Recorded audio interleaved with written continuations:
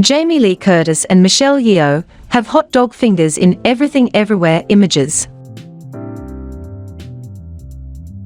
The minds behind Daniel Radcliffe's farting corpse are back, and they are in the multiverse.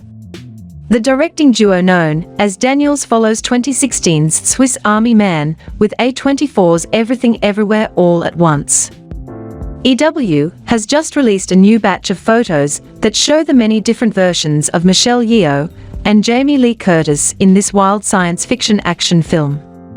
Everything Everywhere All at Once is about an aging Chinese immigrant who is swept up in an insane adventure, where she alone can save the world by exploring other universes connecting with the lives she could have led. This movie will see Yeoh as different versions of herself as she gets transported throughout the multiverse. One of those universes, apparently, will be one where both Curtis and Yeoh have hot dogs for fingers. Curtis said Yeoh was the entire reason she agreed to do the movie. She was the first 4 boxes checked. You get to fight with Michelle Yeoh. Check. You get to fall in love with Michelle Yeoh. Check. You get to do a mating dance with hot dog fingers. Check. The directing pair, Daniel Kwan and Daniel Scheinert, got their start directing visually stunning yet equally absurd music videos like DJ Snake and Lil Jon's Turn Down for What and Foster the People's Houdini. On the inspiration for the characters in this movie, Kwan had this to say: "My mom's side came from Taiwan, and my father's side came out of Hong Kong, came to New York City, and they started a laundromat. Growing up, I would go visit my grandfather in the laundromat all the time." So, yes, it very much became an autobiographical movie, even though it's about the multiverse. The film also stars James Hong, Ke Huy Quan, Jenny Slate, Stephanie Hsu, and Harry Shum Jr.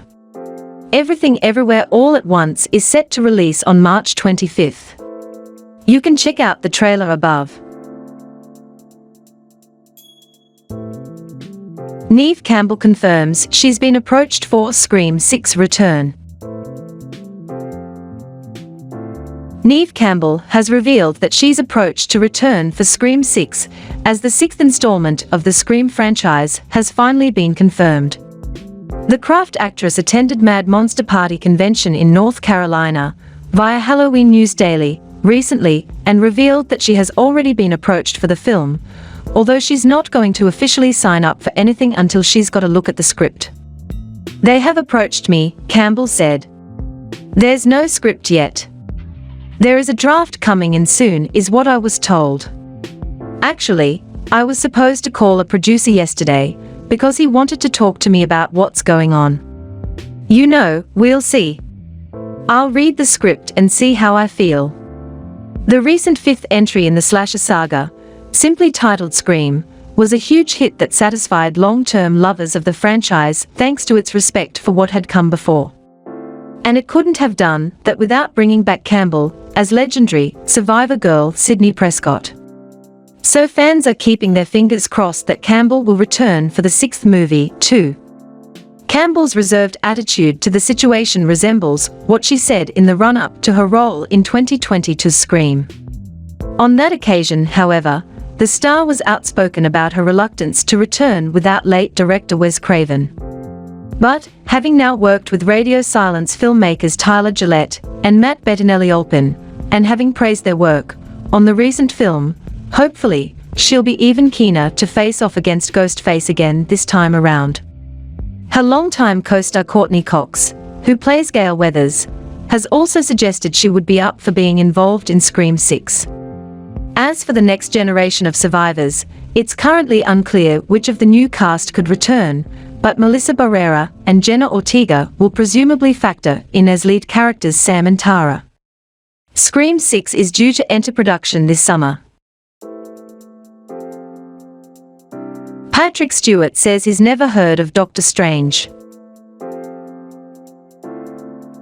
The biggest shock to come from the second trailer for Doctor Strange in the Multiverse of Madness has to be the voice of Sir Patrick Stewart, heard delivering a single line in the promo, which must mean that he'll be back as Professor X in the incoming reality-bending blockbuster.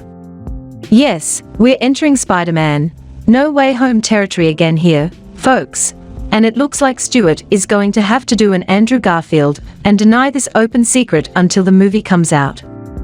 In a recent interview with Yahoo's Ethan Alter, to promote the second season of Star Trek, Picard, Stewart was outright asked if that was his voice in the Doctor Strange 2 trailer. After a brief pause, the actor responded, "Who's Doctor Strange?" While it's hard to believe that the X-Men veteran has never heard of the famous Marvel superhero before, the steely glare he fixes the camera with as the interviewer laughs almost sells it. That's why this guy is a knight of the realm. Check out Stewart's on-camera reaction via the tweet. As denials go, it's not quite as convincing as Garfield's "I'm not the werewolf" tirade, but Stewart's clearly doing his best to preserve the film's surprises. His previous response to the mystery was slightly more tempting to believe, as he indicated that the voice heard in the DS2 trailer was just a soundalike doing a damn fine impression. Still, whatever the Logan star says, we're unlikely to start distrusting the evidence of our own ears. Stewart has a very distinctive voice, and there's no mistaking that it's him talking in the trailer, right? With Star Trek, Picard returning to Paramount Plus on March 3rd, Sir Patrick Stewart has no doubt got to face this line of questioning a few more times on this press tour. The secrets will finally be out in the open when Doctor Strange in the Multiverse of Madness hits theaters on May 6th. Jerry Bruckheimer developing Beyblade live-action movie. Let it rip, because Beyblade is the next popular toy franchise to get the live-action film treatment. Many toy franchises like Transformers and Lego have gotten the cinematic treatment over the years, and now it looks like Hollywood has found the next popular brand to continue this trend. Reported exclusively by Deadline, a live-action film based on the mega toy franchise Beyblade is in development from producer Jerry Bruckheimer and Paramount Pictures. The film will be written by Neil Widener and Gavin James, but the plot details are being kept under wraps at this time. Beyblade was first released over 20 years ago, in 1999, and was developed by the Japanese firm Taraka, but it has been licensed by different toy companies over the years including Hasbro. The spinning top toys would fight in a battle arena type setting, which is similar to Pokémon, and was the brand's biggest competitor. Early Beyblades included Ultimate Frostic Dranza, Spin Dragoon and Saizo.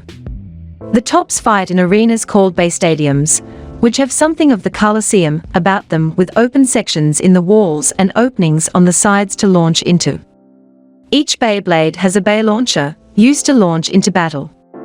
Since these toys battled their way onto the scene, they have been the center of countless mangas, TV shows, video games, and comic books. The film is in very early development, but Deadline also notes that Paramount is likely looking at this film for franchise potential just like they did with Transformers. Because new movies only mean more merchandise to make even more money, and the toy series thus far has sold over hundreds of millions of units worldwide. It is also important to note that if you want to start a franchise, Bruckheimer is a great producer to do it with.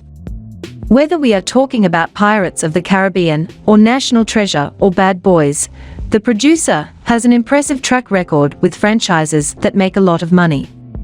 This will also see Paramount re-team with Bruckheimer, as he helped produce the highly anticipated sequel Top Gun: Maverick.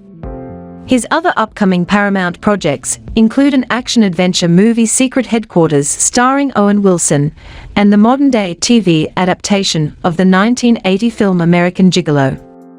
Widener and James are no stranger to big franchise films, as well as the duo has written the upcoming Now You See Me 3 for Lionsgate, and have been developing an adaptation of the Hourman comic for Warner Brothers and DC Films. The jury is still out on whether Beyblade can be the next big franchise blockbuster, but all the pieces are coming into place for this project to be a success. Okay, stay tuned to our channel. I'll be providing you with up-to-date reliable movie news. Enjoy.